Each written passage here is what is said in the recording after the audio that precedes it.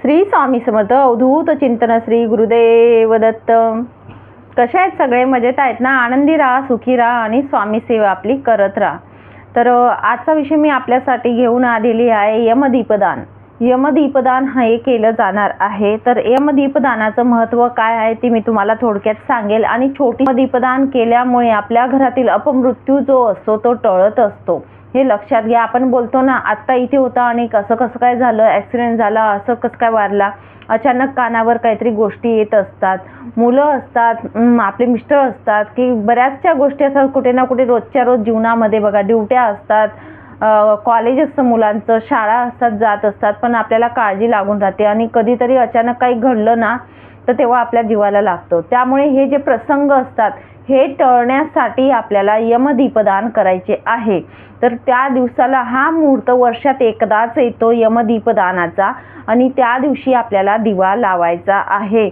म्हणून मी तुम्हाला आग्रह करून सांगेल, बाकी तुम्ही पूजा कितीही करा, पण त्या दिवशीची ही खूप महत्त्वाची पूजा आहे आणि ती आपल्याला करायचीच आहे। आपल्या मुलाबाळांसाठी, आपल्या कुटुंबासाठी त्या दिवशी तुम्हाला हे दिवे जे बोलते मी ते लावायचेच आहेत।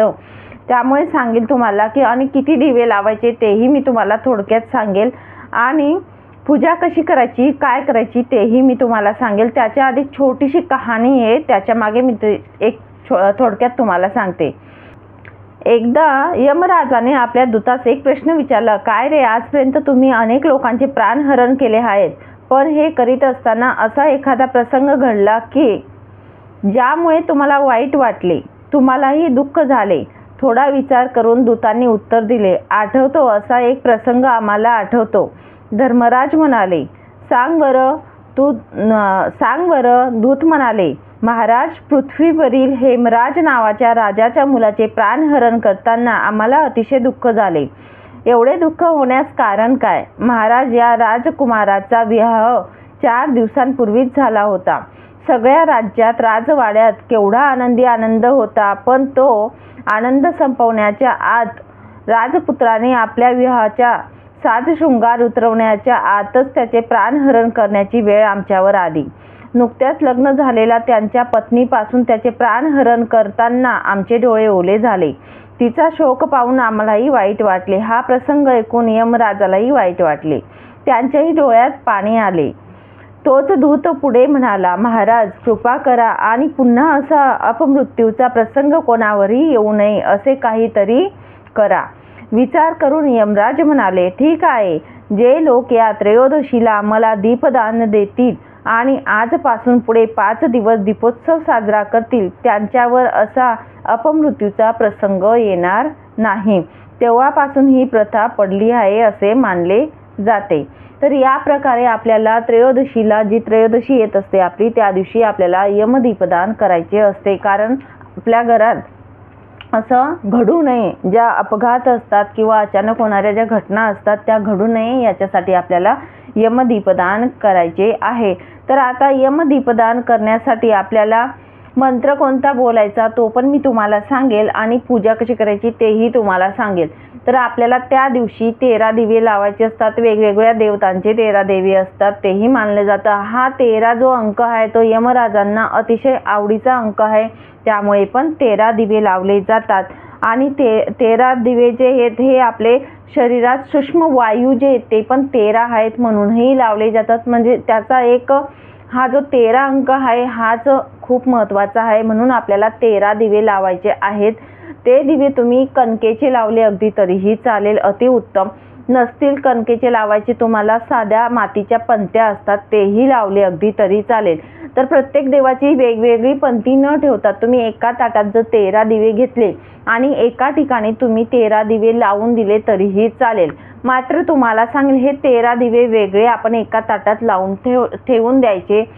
ते तुम्हाला लावत असताना तुम्हाला सांगेल की वाती मात्र ह्या सिंगल वापरायच्या आहेत, एकच वात ठेवायची। आपण प्रत्येक कार्याला जेव्हा वाती लावत असतो तेव्हा जोड वाती असतात, हे यमदीपदानाच्या ज्या वाती आहेत ती मात्र एकच वात घ्यायची आहे. बाकीच्या पंत्या ज्या आपण दिवाळीच्या लावतो त्याच्यात जोडवाती पाहिजे, हे लक्षात घ्या सगळ्यात आधी. त्याच्यानंतर पुढचं सांगेल, एक दिवा असा बनवायचा आहे, हे 13 दिवे वेगळे आणि एक दिवा त्या दिवशी यमदीपदानाचा जो दिवा राहील तो कणकेचाच असावा, माझं असं स्वतःचं मत आहे. जर कणकेचा तुम्हाला शक्य नसेल तर पंती मातीची लावली तरीही चालेल, पण लावा. तर कणकेचा दिवा घेताना त्याच्यात थोडं मीठ टाका, हळद टाका आणि त्याच्यात पण सिंगल वातच घ्यायची आहे. हा दिवा मात्र आपल्याला आपल्या दरवाजाच्या बाहेर ठेवायचा आहे. दरवाजाच्या बाहेर ठेवत असताना दक्षिणेकडे वात येईल, म्हणजे तोंड दिव्याचं जी वात असते ती दक्षिणेला करायची आहे. त्या दिवशीला हे खूप महत्त्व आहे. आपण अदरवाईज वर्षभरात जे पूजा पाठ करत असतो आपण कधीही दक्षिणेला वात करत नाही. ती यमाची दिशा आहे, पितरांची दिशा आहे असं मानलं जातं. आपल्याला त्या दिवशी त्या दिवाची मात्र वात ही दक्षिणेला यायला पाहिजे अशा ठिकाणी ठेवायचं आहे. आणि कणकेचा दिवा नाही केला तर मातीचा पंती तुम्ही लावली तरीही चालेल, काही हरकत नाही. ज्या सिंगल वाती असणार आहेत त्या आपल्याला, आणि हे दिवे सगळ्यात आधी सांगेल, हे दिवे तुम्हाला 8 वाजेच्या आत लावायचे, हे लक्षात ठेवा. 8च्या आत लागायलाच पाहिजे आपले जे दिवे असतात ते, जास्ती उशीर नका करू. जे तुम्ही दिवे लावणार आहे ते यमदीपदानाच्या दिवशी संध्याकाळी. तर तुम्हाला मंत्र पण सांगते आणि ज्या वाती आहेत, मंत्र तुम्हाला सांगते मी, ज्या वाती असणार आहेत आपले दिवे विझल्यानंतर ज्या वाती असणार आहेत आपल्या, त्या वाती निर्माल्यात टाकायच्या आहेत. त्या वाती परत वापरण्यात आणायच्या नाही आहेत, त्या यमाच्या वाती हे लक्षात घ्या. त्या दिवशी काही महिलांना काय सवय असते दिवाळीच्या काळामध्ये की आपण त्या वाती घेतो, पुढे करतो आणि तेल टाकले की परत यूज करतो त्या पंत्या. तर मी तुम्हाला सांगेल, ज्या वाती असणार आहेत त्या वाती आपल्याला काढायचे आहेत, त्या निर्माल्यात टाकायचे आहेत. आणि जे दिवे असणार आहेत ते तुम्ही धुवून घ्या, दुसऱ्या दिवशी तरी चालेल. आणि कणकेचे जर दिवे तुमचे असले, कणकेचे दिवे जर तुमचे असले तर ती कणिकमध्ये थोडं साखर भरा आणि त्याचे गोळे बनवून तुम्ही वाहत्या पाण्यात टाकून द्या, म्हणजे मासे वगैरे ते खाऊन घेतील. गाईला मात्र ही कणिक कधीच खायला देऊ नका, मी तुम्हाला सांगेल, किंवा निर्माल्यात तुम्ही टाकू शकतात, हे लक्षात ठेवा. वाहत्या पाण्यात टाका, काही हरकत नाही. कुत्र्यांनी खाल्लं तरी चालेल, पण गाईला देऊ नका, हे मी आग्रह करून सांगेल. गाई ही आपली म्हणजे माता मानली जाते हिंदू धर्मामध्ये, त्यामुळे सांगेल गाईला ही कणिक खायला देऊ नका. वाहत्या पाण्यामध्ये अगदी तुम्ही गोळे करून टाकले, मासे वगैरे असतात, जिवंत जे आपले जलचर प्राणी असतात ते खाऊन घेतील, काही हरकत नाही. आता मी तुम्हाला मंत्र देते, तो इथे फ्लॅश पण होईल, डिस्क्रिप्शनमध्ये न टाकता इथे फ्लॅश होईल आणि तुम्ही स्क्रीनशॉट पण काढू शकतात. मृत्युंनाम दंडपाशाभ्या कालेन शामया सहा त्रयोदशा दीपदानात सूर्यजहा प्रियता ममः. हा मंत्र बोलायचा आहे. हा मंत्र केव्हा बोलायचा आहे? आपण जेव्हा दाराच्या बाहेर दिवा लावणार आहात दक्षिणेला तोंड करून, तेव्हा तो दिवा पेटल्यानंतर तिथे आपण बसायचे, हा मंत्र आपल्याला बोलायचा आहे. हा मंत्र बोलल्यानंतर आपण हात जोडायचा आहे आणि याच्या नंतर आपल्याला म्हणजे प्रार्थना करायचे. धर्मराज यमराज जे आहेत आपले मृत्यूचे देवता, त्यांना प्रार्थना करायची हात जोडून की हे यमराजा, माझ्या घरावर तुमची कृपा दृष्टी राहू द्या, कधीही माझ्या घरावर अपमृत्यू येणार नाही किंवा संकट येणार नाही, अशा प्रकारे तुमचा कृपा आशीर्वाद आमच्याकडे राहू द्या, त्याच्यासाठीच मी आजही तुमची सेवा करत आहे, असं आपल्याला बोलायचं आहे. दिवा लावल्यानंतर हा मंत्र मी जो टाकलेला आहे हा तुम्हाला बोलायचा आहे. त्याचा अर्थ हाच होतो. पण तुम्हाला मंत्र नाही बोलता आला तर तुम्ही साधं आपलं मनापासून प्रार्थना करा, तरीही यमराज स्वीकारतील. पण मी सांगेल की नक्कीच तुम्हाला काय बोलायचं मनातून बोला, पण हा दिवा लावाचं. यमराज जे आहेत, धर्मराज आहेत, त्यांच्यासाठी त्यांनी स्वतःहून हे शब्द सांगितलेले आहेत की तृतीयेला हा जो दिवा लाईल त्यांच्या घरातलं मी अपमृत्यू जो होणारा असतो तो टाळेल. म्हणून सांगेल की महिलांनो प्लीज करून हात जोडून सांगेल की सगळ्यांनी त्या दिवशी हा दिवा लावायचाच आहे. आपल्या मुलांसाठी, आपल्या कुटुंबासाठी.